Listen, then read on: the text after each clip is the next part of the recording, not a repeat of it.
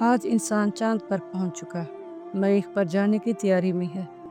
AI آج ہر بیماری اور مسئلے کا حل بن چکا ہے، لیکن کیا آپ نے کبھی سوچا کہ انسان کو علم کس نے سکھایا؟ آج ہم اسی سوال کا جواب ڈھونڈنے کی کوشش کریں گے۔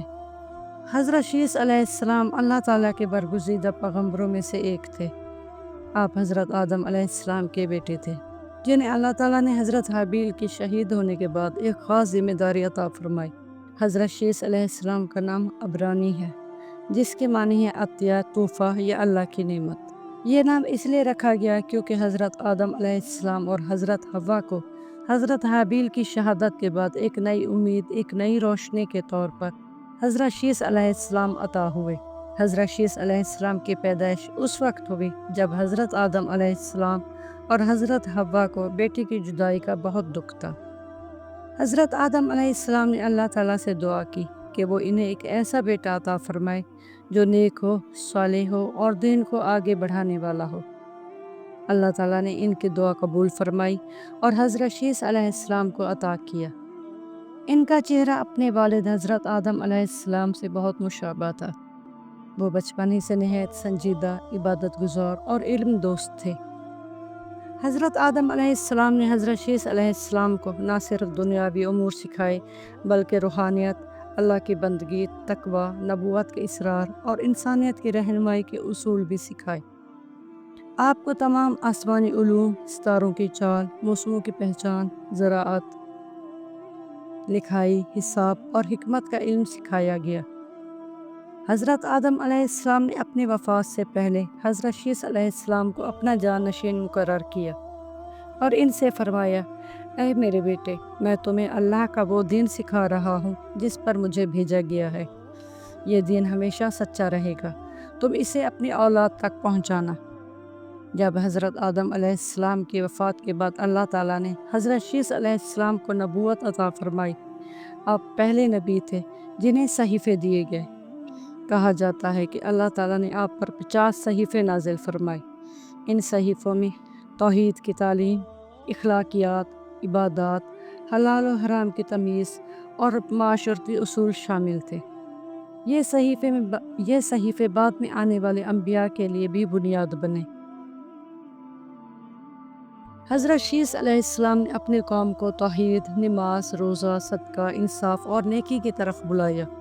وہ مسلسل لوگوں کو سمجھاتے رہتے تھے، اللہ کو ایک مانو، اس کے سوا کوئی معبود نہیں، اور اپنے نفس کو پاک رکھو۔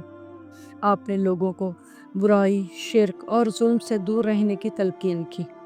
آپ کا مشن صرف روحانی نہیں بلکہ دنیاوی اصلاح بھی تھا۔ حضرت شیس علیہ السلام کی زندگی میں سب سے بڑا چیلنج قابیل کی نسل تھی۔ قابیل نے اپنے بھائی حابیل کو قتل کیا تھا اور اس کے بعد اس کی نسل نے شہر بسا لیے تھے جہاں گناہ، فتنہ، موسیقی، بے حیائی اور شرک عام ہو چکے تھے۔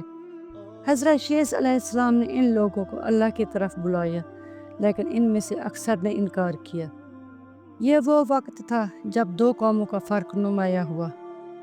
شیس علیہ السلام کی نسل نیک، عبادت گزار اور اللہ کے قریب۔ قابیل کی نسل گناہوں میں مبتلا، دنیا پرست اور شیطان کے بہکاوے میں۔ روایات کے مطابق شیطان نے قابیل کی نسل کو گمراہ کرنے کے لیے موسیقی، گانا بجانا، رقص اور عورتوں کی زینت کو استعمال کیا۔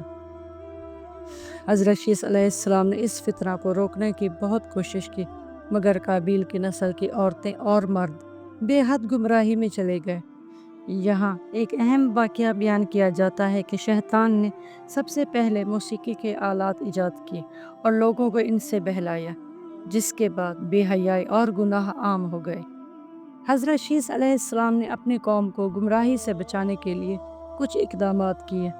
انہوں نے علیحدہ بستیاں بنائیں تاکہ نیک لوگ گمراہ نہ ہوں، تربیت یافتہ افراد کو دینی تعلیم کے لیے بھیجا، نماز اور ذکر کو عام کیا، گناہوں سے دور کی تلقین کی گئی۔ آپ کے ساتھ صرف وہی لوگ رہے جو اللہ سے سچی محبت رکھتے تھے۔ حضرت شیس علیہ السلام کے کئی بیٹے تھے، لیکن سب سے مشہور بیٹے کا نام حضرت انوش علیہ السلام تھا۔ حضرت شیس علیہ السلام نے اپنے بیٹے انوش کو اپنے بعد جانشین مقرر کیا۔ ان کو بھی تمام علم، ہدایات، صحیفے اور ذمہ داریاں سونپ دی گئی۔ ان کے ذریعے نبوت کا سلسلہ آگے بڑھا۔ حضرت شیس علیہ السلام کی وفات حضرت آدم علیہ السلام کی وفات کے تقریباً 112 سال بعد ہوئی۔ اس وقت آپ کی عمر 912 سال تھی۔ آپ کو حضرت آدم علیہ السلام کے قریب دفن کیا گیا۔ حضرت شیس علیہ السلام کی وفات حضرت آدم علیہ السلام کی وفات کے تقریباً 112 سال بعد ہوئی۔ اس وقت آپ کی عمر 912 سال بتائی جاتی ہے۔ آپ کو حضرت آدم علیہ السلام کے قریب دفن کیا گیا۔ ایک روایت کے مطابق جبل ابو قیس میں دفن ہے۔ آپ کی وفات کے بعد بھی آپ کی تعلیمات زندہ رہیں اور ان کے جانشینوں نے اس روشنی کو آگے پہنچایا۔ حضرت شیس علیہ السلام کی زندگی ہمیں کئی اہم سبق دیتی ہے۔ اللہ پر بھروسہ رکھنا چاہیے، چاہے حالات کتنے بھی برے ہوں۔ علم اور ہدایت کو نسل در نسل منتقل کرنا انسان کی اصل کامیابی ہے۔ فتنوں سے بچنے کے لیے دور اندیشی اور تدبیر ضروری ہے۔